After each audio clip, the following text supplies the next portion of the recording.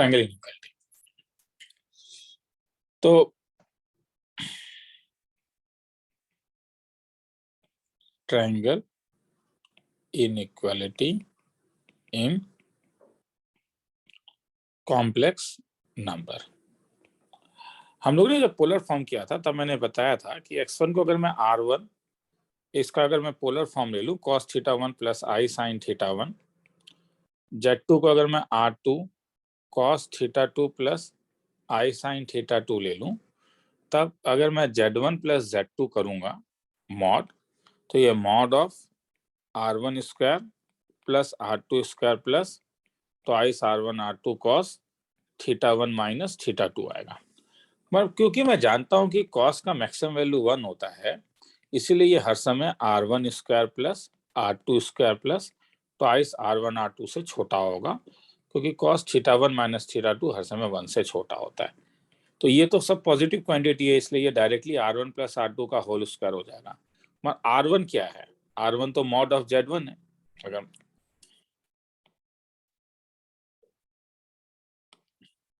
Whole square है ये, तो this is less than equal to क्या हो जाएगा? ये r1 प्लस r2 का क्या होल स्क्वायर। तो सब पॉजिटिव क्वांटिटी होने के कारण यहाँ पे अगर मैं स्क्वायर रूट लूं तो z1 प्लस z2 और ये आ जाएगा r1 प्लस r2। मगर r1 क्या है? r1 तो क्या है? ये तो मॉडुलस ऑफ z1 होगा। r2 क्या है? z2 का मॉडुलस है। तो हेंस तुम्हें क्या मिला? तब यहाँ से तुम्हें मिला mod of z1 plus z2 is less than equal to mod of z1 plus mod of z2। Triangle के टर्म में ये कहता है कि sum of two sides will always greater than third side. तो हेंस वहां से इसका नाम ट्रायंगल इनइक्वालिटी आता है। तो सेम चीज अब तुम डिफरेंस के लिए भी दिखा सकते हो। मतलब मेरा कहना है कि क्या मैं मॉड z1 को mod z1 minus z2 plus z2 नहीं लिख सकता हूँ? लिख सकता हूँ। तो ये हर समय किससे छोटा हो जाएगा? Mod of z1 minus z2 plus z2। तो दिस इंप्लाइज क्या हो जाएगा तब? Mod of z1 minus z2 is always greater than equal to क्या? Mod of z1 minus mod of z2, नहीं क्या? तो हेंस तुम्हें क्या मिला? अगर मैं mod of z1 minus mod of z2 is always less than equal to mod z1 minus mod z2, इसका मतलब अगर मैं यहाँ पे मॉड z1 और यहाँ पे माइनस z2 लिख दूं इज ऑलवेज लेस देन, तो ये z1 प्लस z2 हो जाएगा, नहीं क्या? क्योंकि मैंने z2 को किससे रिप्लेस कर दिया। मगर मॉडुलस में तुम z2 लो या माइनस z2 लो, बात तो बराबर होगा। तो hence mod z1 minus mod z2 is less than equal to z1 plus minus z2। तो सबको मिला के, क्योंकि मुझे नहीं पता है कि मॉड z1 बड़ा है या मॉड z2 बड़ा है, तो हम लिखते क्या है? Difference of two side is always less than equal to mod z1 plus mod z2। तो ये जो एक्सप्रेशन है ये ट्रायंगल इनइक्वालिटी का एक्सप्रेशन है। किसी को देखना है तो देख लो। तो अब हम कुछ प्रॉब्लम्स करते हैं यहाँ पे। हाँ, तो जैसे तुम्हारे पास एक प्रॉब्लम ये है कि ये दिया हुआ है। कई बार इनइक्वालिटी के प्रॉब्लम को तुम दो तरीके से डील कर सकते हो, एक ट्रायंगल इनइक्वालिटी से और एक ज्योमेट्री से भी डील कर सकते हो, लोकस निकाल के। तो हम दोनों टाइप से देखते हैं। मुझे मॉड जेड का वैल्यू चाहिए, यहाँ पे जेड माइनस 3i दिया हुआ है। तो यहां से मॉड जेड कैसे निकाल सकता हूँ? दिखने से लग रहा है कि मैं मॉड जेड माइनस 3i, क्योंकि मैं तो ये जानता हूं कि mod z1 minus mod z2 का मॉड अगर लिखूं तो ये लेस देन इक्वल टू क्या था? Mod of z1 plus minus z2, और मुझे इसका वैल्यू दिया हुआ है। इसीलिए अगर मैं यहाँ पे मॉड z माइनस 3i का मॉड लूं तो is less than equal to क्या? z minus 3i। ध्यान से देखो, मैंने यहाँ पे z1 का वैल्यू z ले लिया है और z2 का वैल्यू 3i ले लिया है, और ये 1 है। मगर मॉड ऑफ 3i क्या होता है? मॉड ऑफ 3i तो 3 होता है। तो दिस इंप्लाइज क्या मिला? Mod z minus 3 is less than equal to 1। तो मॉड हटेगा तो -1 is less than equal to mod z is, क्योंकि ये तो रियल नंबर है ना, ये तो एक रियल नंबर है, यही तुझे देखना है रे। ये जो हम लोगों ने रियल नंबर में पढ़ा था कि mod x less than k, तो minus k is less then x is less then k, ये हम लोग रियल नंबर के लिए कर सकते हैं, कॉम्प्लेक्स के लिए नहीं कर सकते। मगर मॉड जेड माइनस 3 ये जो क्वांटिटी है ये तो ऑलवेज रियल होगा। तो इसका मतलब मॉड जेड अगर 3 से अगर 2 is less than equal to mod z is less than equal to 4, खेला खत्म। यही पूछ रहे हैं, देखो। तो यहाँ पे तुम्हें जस्ट चूज करना होगा कि कौन सा कैसे चूज करोगे, ठीक है। और नहीं तो अल्टरनेट तुम ये बोल सकते हो कि ये किसका लोकस है, z minus 3i is equal to 1। ये एक सर्कल है यानी जिसका सेंटर 0,3, जिसका रेडियस 1। और मॉड जेड का मतलब क्या है, mod z is equal to mod z minus 0, मतलब it is the distance of z from origin. तो जेड एक सर्कल के ऊपर वेरी कर रहा है जिसका सेंटर है 0,3, जिसका रेडियस है 1, और यहाँ पे बाहर एक पॉइंट तुम्हें ओरिजिन मालूम है। तो कह रहा है कि इस सर्कल के ऊपर जैसे जैसे पॉइंट घूमते जा रहा है तो ए का डिस्टेंस वेरी होते जा रहे हैं। तो तुम वो पॉइंट निकालो जो ए से मिनिमम दूरी में हो, तो वो क्या था, अलोंग द सेंटर। तो ये वाला मिनिमम दूरी था ए बी, रेडियस कितना है 1, ये रेडियस, तो ये कितना हुआ 2, और ये कितना हुआ तब, ये भी 1 हो गया 4। तो इसका मतलब अगर मैं कोई भी एक पॉइंट पी लूंगा तो एपी का जो डिस्टेंस है वो किस कहां से कहां तक लाई करेगा, 2 से लेके 4 तक। वही पूछ रहा है, देखो 2 से 4। तो तुम्हें जो यूज करना है, तुम ज्योमेट्रिकल भी यूज कर सकते हो और तुम नॉन ज्योमेट्रिकल मतलब एल्जेब्रिक वैल्यू से भी यूज कर सकते हो। लिखना है तो लिख लो, फिर आगे चलेंगे। तो आगे निकल रहा हूं।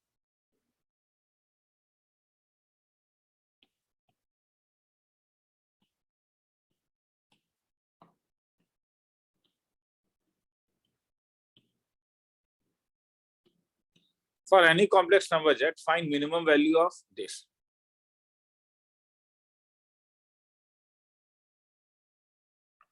इसमें प्रॉब्लम क्या है, हाँ, मॉड जेड, तो मॉड जेड हटेगा कैसे, सोच सकते हो। हाँ क्यों, मिनिमम वैल्यू चाहिए ना। मैं ट्वाइस आई को z minus of z minus twice i लिख सकता हूँ, और this is less than equal to mod z plus mod of z minus 2i। तो 2 is less than equal to always z minus 2i। तो hence इसका minimum value यार क्या है, 2।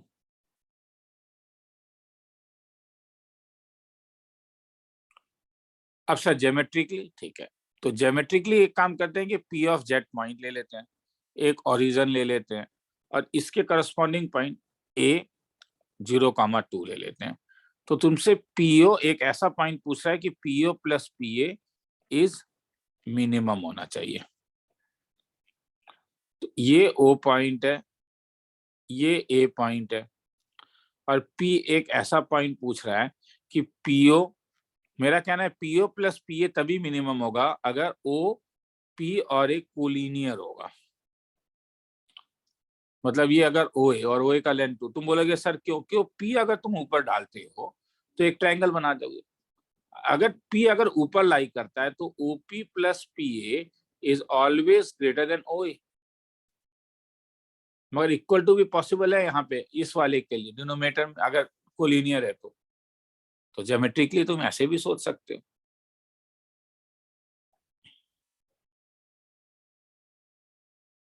आगे चलो।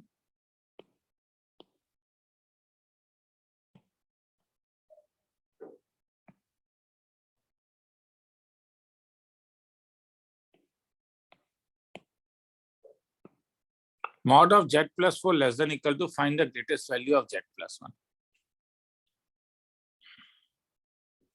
अब z plus 4 z plus 1 से कैसे बना सकते हो बोलो। एक तो ये कर सकते हो कि z plus 4 less than equal to 3, तो ये तुम्हें चाहिए, तो क्यों ना तब मैं ये काम करूं क्या, mod of z plus 1 minus 3 का mod is less than equal to mod of z plus 1 plus 3। समझ में आ रहा है ना कौन सा लगा रहा हूं, mod z1 minus mod z2 is less than equal to क्या, mod z1 plus minus z2। तो ये तो z plus 4, और z plus 4 किससे छोटा है, 3 से।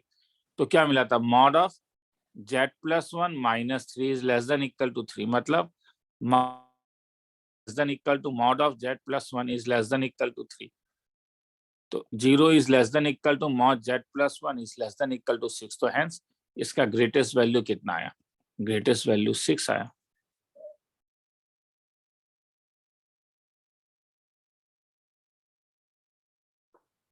और एक तरीके ग्रेटेस्ट वैल्यू केवल देखो ये वाले से क्या होता है ना कि स्मॉलेस्ट और ग्रेटेस्ट दोनों निकल जाता है। इस और एक तरीके से कर सकते थे, तुम्हें किसका वैल्यू निकालना है? मॉड ऑफ जेड प्लस 1, तुम्हें किसका वैल्यू मालूम है? तुम्हें जेड प्लस 4 माइनस 3, और this is less than equal to क्या लिख सकते हो? Z plus 4 plus 3। देखो रे अलग अलग टेक्निक है यहाँ। तो जेड प्लस 4 किससे छोटा है? Z 4 3 plus 3 is equal to क्या है? 6। इसे ज्योमेट्रिकली भी सोच सकते हो। Mod of z plus 4 is less than equal to 3 का बाउंड्री क्या है? बाउंड्री है mod of z plus 4 equal to 3। तो सेंटर -4, रेडियस 3। तो सेंटर क्या आ गया? -4, रेडियस क्या आ गया? 3। ये पॉइंट क्या हो गया? पी ऑफ जेड घूम रहा है। अब किसका मैक्सिमम मिनिमम डिस्टेंस निकालने बोला है? Z plus 1। तो क्या ये डिस्टेंस नहीं है क्या? ये किसका डिस्टेंस है? एपी का डिस्टेंस है। जहां पे पी जेड लोगे और जेड प्लस 1 है तो ए क्या लोगे? -1,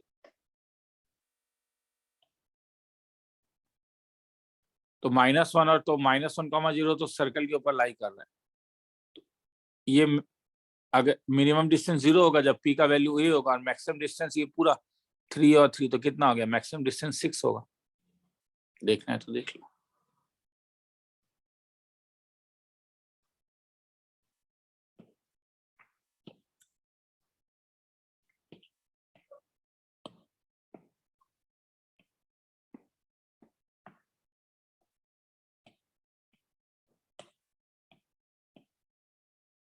क्या करोगे?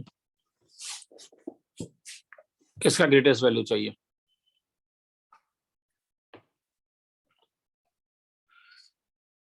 -1, -2, -3। तो देखो जब मैंने Z1 plus Z2 is less than equal to mod Z1 plus Z2 बताया, तो इसे तुम एक से ज्यादा के लिए भी अप्लाई कर सकते हो। Zn है तो mod Z1 mod Z2 dot dot dot mod Zn।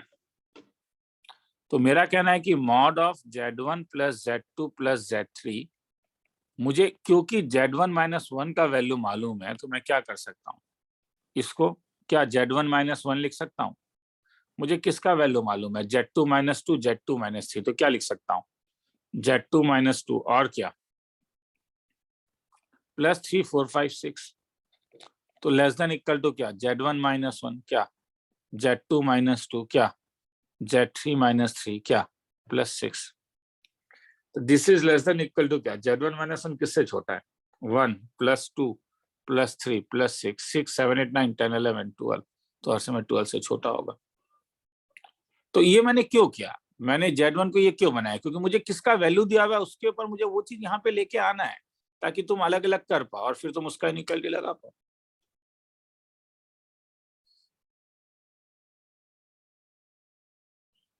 आगे चलो। चलो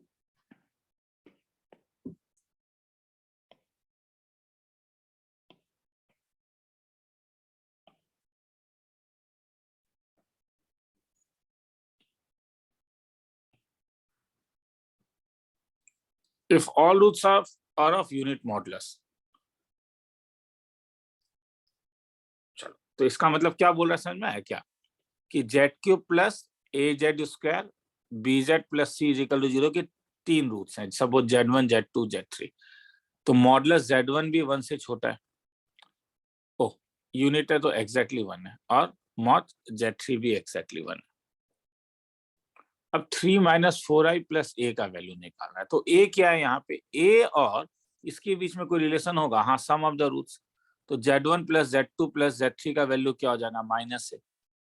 तो मॉड ऑफ -a मतलब mod of a is equal to mod of Z1 plus Z2 plus Z3। अगर इस वाले में मैंने मॉड ले लिया, मगर ये सब अब किससे छोटा हो गया? Mod Z1 mod Z2 mod Z3। तो ये क्या हो गया? 1 + 1 + 1 3। तो मुझे क्या मिला था? मॉड ए किससे छोटा है? 3 से। तब तो तुम बोलोगे सर अब छोड़िए ना, क्यों बोर कर रहे हो? 3 - 4i प्लस ए किससे छोटा होगा? तो 3 - 4i तो तुम मॉड निकाल सकते हो, तो इसे एक में ले लो, 3 - 4i प्लस ए, नहीं क्या? यहाँ पे ये दो क्वांटिटी ले लो। 3 - 4i जो है वो 5 होगा, और मॉड ए किससे छोटा है? 3 से, तो 5 + 3 कितना हो गया? हर समय 8 से छोटा होगा। परफेक्ट एक जेईई मेंस टाइप का सम। आगे चलें।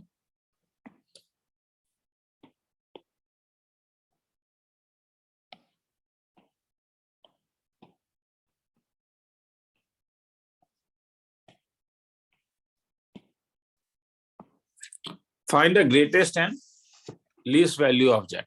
ये ध्यान से देखो। हाँ, इसे ज्योमेट्रिकली निकालना मुझे भी नहीं मालूम है यार, इम्पॉसिबल है ऑलमोस्ट। हाँ, कुछ आता है पैराबोला वाला, मगर वो मेरे ख्याल में या थोड़ा ठीक है, तो करके देखते हैं। अब मुझे नहीं मालूम है, मैं पहले नॉन ज्योमेट्रिकली एक बार सॉल्व करके दिखाना चाहता हूँ। मुझे किसका वैल्यू चाहिए? मॉड जेड का। तो मॉड जेड को तुम देखो, मॉड जेड -4 मॉड जेड को क्या लिख सकते हो? ये किससे छोटा होगा? क्योंकि तुम जानते हो mod Z1 - Z2 is less than equal to mod Z1 + -Z2। तो ये किससे छोटा होगा? Z - 4 of Z is equal to क्या? 2। और मॉड जेड को R ले लेता हूँ, लिखने में मुझे आसानी होगा और कोई रीजन नहीं है। तो R - 4/R is always less than equal to 2। तो -2 is less than equal to R - 4/R is less than equal to 2। मगर याद रखना, R हर समय पॉजिटिव होगा। R 0 हो नहीं सकता है, तो 0 से बड़ा है। क्यों? क्यों सर? डिनोमीटर में देखो, ये वाला देखो, डिनोमीटर में मॉड जेड। R 0 हो गया तो Z 0 होगा, तो ये कैसे डिफाइन होगा? तो इसमें दो इनइक्वालिटी है, पहले ये सॉल्व करूंगा फिर ये सॉल्व करूंगा। तो पहला वाला क्या कह रहा है? पहला वाला कह रहा है R - 4/R -2 से बड़ा। क्रॉस मल्टीप्लाई करूं, R² + 2R -4 greater than equal to 0। वेविक कर्व बनाओगे, इसके दो रूट्स निकलेंगे।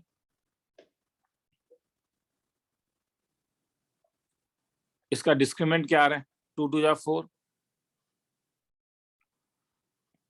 रूट्स क्या आ रहा है? R is equal to -2 + -2 2 × 4 + 16 divided by 2 1 ± √5 -1। तो एक आ रहा है √5 -1 और एक -1 √5 और एक आ रहा है √5 -1। Reading option plus minus plus. तो R 0 से बड़ा, तो हेंस ये तो पॉसिबल नहीं है, क्योंकि R तो नहीं, यहाँ पे तो नेगेटिव आ रहा है। तो हेंस क्या मिला? R हर समय किससे बड़ा होगा? √5 -1 से।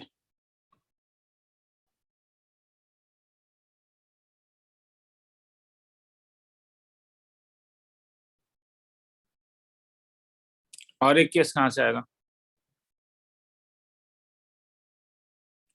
अब ये नंबर 2 वाला क्या दे रहा है? R - 4/R is less than equal to 2। इसका मतलब R² - 2R -4R is less than equal to 0। तो इसके दो रूट्स आ रहे हैं, √5 + 1 और -√5 -1। Leading option negative, sorry positive negative positive. मुझे कौन सा चाहिए? ये चाहिए। मगर R तो -√5 -1, ये तो पॉसिबल ही नहीं है ना रे, ये तो नेगेटिव हो जाएगा। क्या आया? √5 + 1। तो ये दूसरा था, मगर पहला वाला तो तुम्हारे पास ऑलरेडी निकल ही चुका है। पहले में क्या निकला? R किससे बड़ा है? √5 तो R √5 -1 से बड़ा, मगर किससे छोटा? तो हेंस R कहां से कहां तक आएगा? √5 -1 से R √5 + 1। आया समझ में ना? वेविकर को सॉल्व किया, एक बार मैंने इसको सॉल्व किया और एक बार फिर मैंने इसको सॉल्व किया। देखना है तो देख लो। मेरे पास और एक चीज है रे, मेरे पास एक रिजल्ट भी है। अगर Z + 1/Z का वैल्यू A दिया हुआ है, तो मॉड Z हर समय A + √A क्या था ना, उसी को सॉल्व करोगे अगर A से, तो तुम्हें ये मिलेगा। तो ये रिजल्ट में भी याद रख सकते हो।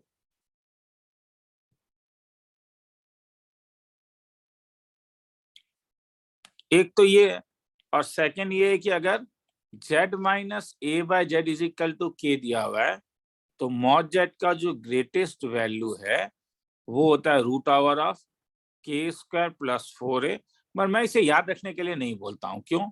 क्योंकि होता यूं है कि ये बहुत ज्यादा यूज नहीं होता है, तो एग्जामिनेशन वाले दिन याद नहीं रहेगा।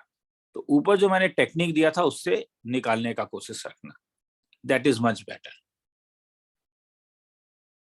अच्छा, मैंने तुम लोगों को बोला था कि अगर हम लोग इसे ज्योमेट्रिकली सॉल्व करना चाहें, वो तभी हो पाएगा अगर मेरे पास इसका कोई एक अच्छा सा लोकस निकलता है। तो एक बार निकाल के देखो क्या चाहता क्या है। इज इक्वल टू 2 इंटू क्या, मॉड जेड। तो जेड को अगर एक्स प्लस आई वाई दे दू तो एक्स प्लस आई वाई का whole square -4 two root over of X square plus Y square. तो X square minus Y square minus Y times of क्या, X Y is equal to 2 root over of X square plus Y square. लग तो नहीं रहा है कि वो अच्छा आएगा, तब भी दोनों साइड स्क्वायर करें तो ए स्क्वायर प्लस 2 2 जा 4, ये इसका मॉडुलस होगा नहीं क्या, इज इक्वल टू 2 2 जा 4 x square plus Y square. नहीं, कुछ अच्छा नहीं आएगा, नहीं बनेगा, इसे काट देते हैं। अगर अच्छा लोकस आता तो हो सकता है मैं बना देता। आगे चलते हैं। क्वेश्चन नंबर 6 देखो।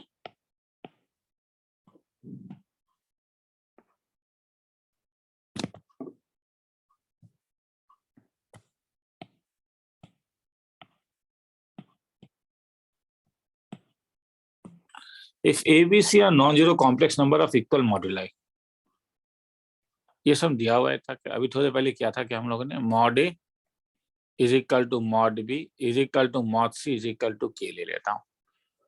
सेटिस्फाई इतना, then prove that mod z यहां से यहां तक लाई करेगा। तो मुझे जेड मॉड जेड चाहिए रे। कोशिश करते हैं। A Z square plus B Z plus C का वैल्यू 0 है। तो मुझे मॉड जेड लाने के लिए मैं एक काम करता हूँ, ए जेड स्क्वायर को इस साइड ले आता हूँ और बी जेड और सी को इस साइड ले आता हूँ। तो मॉड लूं तो mod of A Z square is equal to mod of B Z plus C. तो this is less than equal to mod of B Z plus mod of C. तो दिस इंप्लाइज, इससे लिख सकता हूं mod A mod Z square is less than equal to mod B mod G plus mod C. मगर mod A mod B mod C सब same है, तो इसलिए ये आपस में कैंसिल। मतलब mod Z square is less than equal to mod z plus 1। अब छोड़ दूं, ये तो ऊपर वाला सम हो गया। क्या हो गया, r square is less than equal to r plus 1, मतलब r square minus r minus 1 क्या less than equal to 0। 2 root आएगा, 1 plus root 5/2, 1 minus root 5/2, leading coefficient plus minus plus.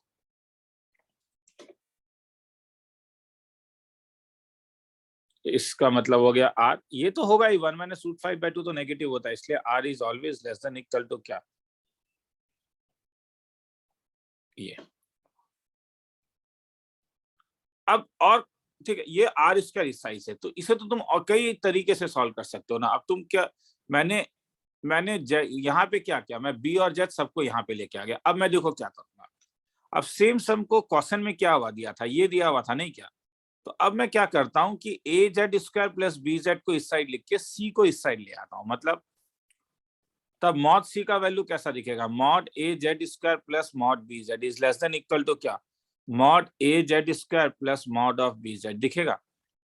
तो this implies mod C is less than equal to ये क्या, mod A into mod Z square plus mod B into mod Z.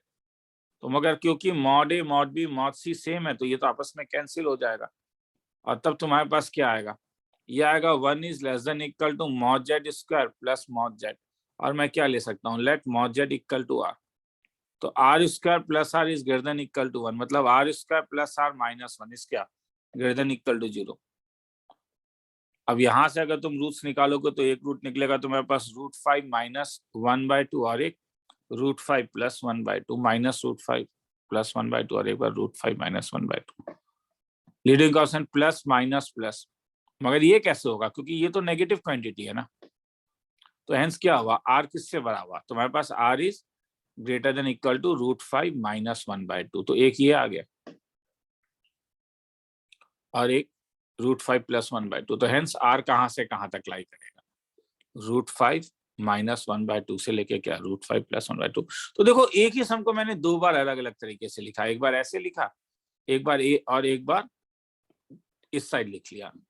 तुम बोलोगे नहीं sir और एक चीज कर सकते थे, करके देखो। हाँ मुझे मालूम है दिमाग में क्या रहा है सर, BZ = AZ² + C लिख के देखो, क्या पता अगर रियल रूट आ रहा है तो, क्या पता नहीं है रियल रूट।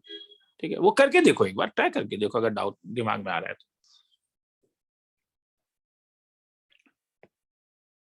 तो ये सब चीजों को समझो कि एक ही इक्वेशन को तुमने दो अलग अलग तरीके से लिख के एक बार अपर लिमिट निकाल लिया और एक बार उसका लोअर लिमिट निकाल लिया।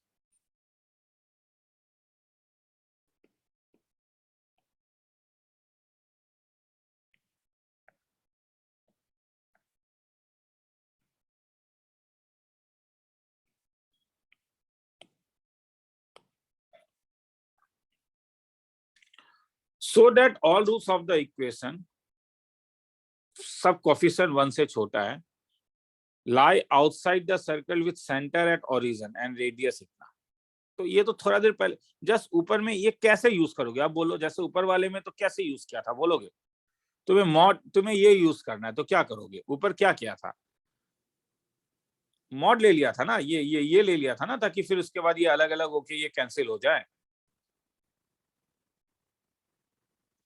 तो वैसे यहाँ पे क्या कर सकते हो, यहाँ पे n का वैल्यू दिया हुआ है, क्या दिया हुआ है A0 × Z⁴ up to AN। तो मॉड n क्या हो जाएगा तब, mod of A0 Z⁴ up to, और इसमें ट्रायंगल इनइक्वालिटी लगाऊं तो लेस देन इक्वल टू क्या, mod A0 mod Z⁴n mod A1 mod Z⁴n-1 और लास्टली जाते जाते मॉड AN। मगर क्योंकि सब मॉड AI 1 से छोटा है तो this is less than equal to क्या हो जाएगा, मॉड Z⁴n मॉड Z⁴n-1 जाते जाते 1 तक, क्योंकि क्वेश्चन में दिया हुआ है कि सब मॉड AI जो होगा वो 1 से छोटा है, तो इसका मतलब है ये सब 1 से छोटा है तो is less than equal to ये आ जाएगा।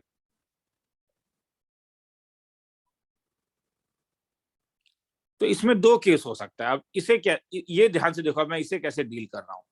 पहला केस ले रहा हूं कि अगर मेरा मॉड Z 1 से बड़ा है, ठीक है, तब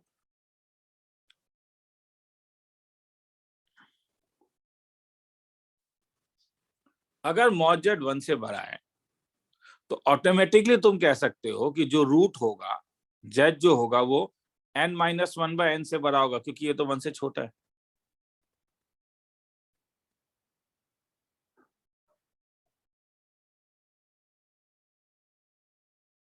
इनइक्वालिटी तो सही है ना, इनइक्वालिटी थोड़ा गलत आ गया, क्योंकि मॉड Z अगर 1 से बड़ा है तो इसका मतलब है ये जो इनइक्वालिटी तुम्हें मिला मॉड n, तो mod n is less than equal to 1 + mod Z plus mod Z²। ये वाला क्या बात कर रहा हूँ, नंबर 1 का बात कर रहा हूँ। ये इक्वेशन में इसमें अगर मैं डाल दूं 1 इम्प्लाइज ...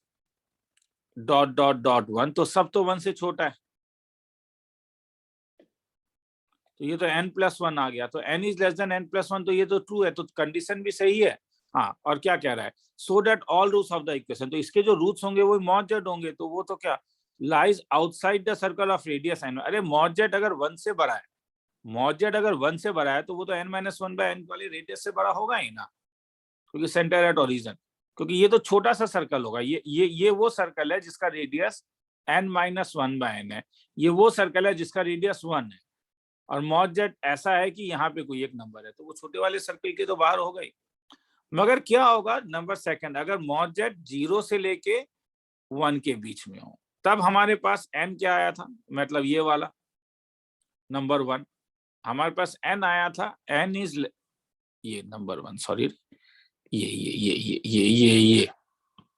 ये क्या आया था, ये आया कि mod n is less than equal to 1 + mod Z plus mod Z² ... mod Z⁴n। मगर अब सम टू इंफिनिटी लगाने के लिए देखो मैं क्या कर रहा हूँ, mod Z plus mod Z² up to infinity, बात तो बराबर है ना, क्योंकि मॉड Z अगर 0 से 1 तक है तो मैं n तक से ज्यादा, यहाँ पे तो n से ज्यादा नंबर में लेके आ गया, मतलब मैंने ऐड किया है, छोटे छोटे नंबर ऐड किए हैं, मगर ऐड तो किया ना ये, तो ये तो बड़ा होगा इससे। और ये तो जीपीए, इसका एक फॉर्मूला था 1/1 - मॉड Z। तो हेंस तुम्हें क्या मिला, n is less than equal to 1 minus mod z, पर क्रॉस मल्टीप्लाई कर सकते हो क्योंकि तुमने माना है मॉड जेड 1 से छोटा है। तो 1 minus mod z is less than equal to 1 by, मतलब मॉड जेड ये इस साइड आ गया तो ये minus mod z is less than equal to 1 by n minus 1, minus mod z is less than equal to 1 minus n by, तो mod z is greater than equal to n minus 1 bye.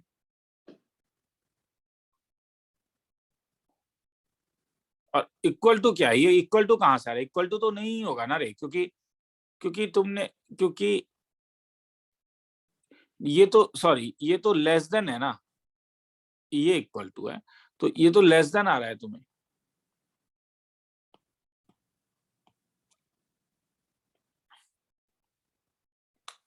Less than आ रहा है ना, क्योंकि मैंने गलती किया वहां पे, सॉरी, क्योंकि ये z to the power n तक है, तो अब मैंने इन्फिनिटी तक ऐड कर दिया, तो ये तो लेस देन होगा ना। मिटा दूं ना, गलती बता दिया था ना, थोड़ा कंफ्यूजन हो रहा होगा, ठीक है चलो। तो क्या है, यहीं पे समझा देता हूँ।